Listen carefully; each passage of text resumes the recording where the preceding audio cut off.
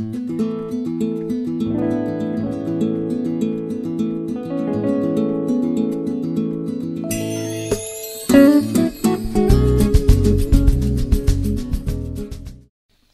s'agit d'un séminaire sur le document sonore. Est-ce que tu pourrais nous dire comment, donc, dans le cas des langues Khoisan, Oui. tu es amené à travailler sur le terrain? Quel type d'enregistrement tu fais? Est-ce que tu t'intéresses uniquement à de la production orale? Est-ce que tu enregistres à partir de listes de mots?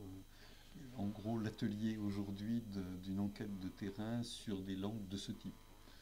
Ben, ce sont des langues qui sont assez difficiles à appréhender parce qu'on a, même si on a déjà des données sur d'autres langues, on est un peu en train de recommencer à zéro chaque fois qu'on étudie une nouvelle langue. Donc, je vais faire une description structurelle classique, c'est-à-dire d'essayer d'identifier les phonèmes.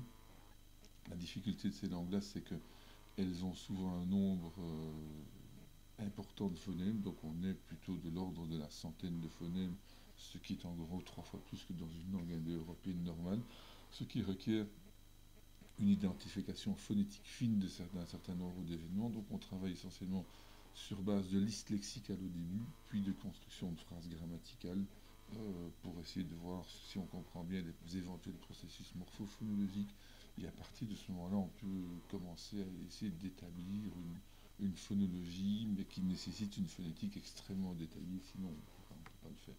Donc ça c'est la première chose. Et au niveau de la description instrumentale, aujourd'hui on peut emprunter pratiquement tout ce qu'on veut sur le terrain. Donc j'emmène en général 2 valises dans lesquelles j'ai un laboratoire que j'avais il y a 30 ans, qui étaient des murs de machines avec des petites loupiottes.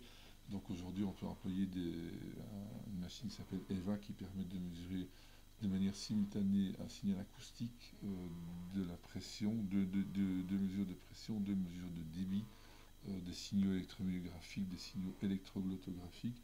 On combine ça avec des mesures de caméra à haute vitesse, des mesures d'ultrasons, et donc ça permet d'avoir des descriptions extrêmement précises de phénomènes qui sont très compliqués à décrire. Donc on emporte tout sur le terrain. La principale source de problèmes qu'on a sur le terrain aujourd'hui, c'est les sources d'énergie. Donc soit on travaille sur des batteries solaires rechargeables, soit il faut emmener les gens dans des endroits où il y a un petit peu d'électricité pour travailler. Et le type de données, tu pars en mission pour des périodes de 15 jours, un mois, 3 mois? 3 mois, ce serait du rêve.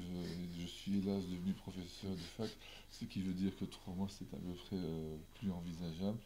Le maximum que j'arrive encore à faire, c'est des périodes de 6 semaines, mais ce n'est pas nécessairement négatif, parce que ça permet, par exemple, sur des périodes qui sont plutôt de l'ordre de 3 semaines, ce qui est en général la durée d'émission que je fais, d'acquérir pas mal de matériel, parce qu'avec les outils qu'on a aujourd'hui, on acquiert vite beaucoup de matériel, et il faut l'interpréter avant de retourner. Donc ça permet de faire des progrès plus rapides que de passer par exemple 6 mois sur le terrain en se disant mais quand je vais revenir je vais devoir remesurer, je vais vérifier si je ne me suis pas trompé.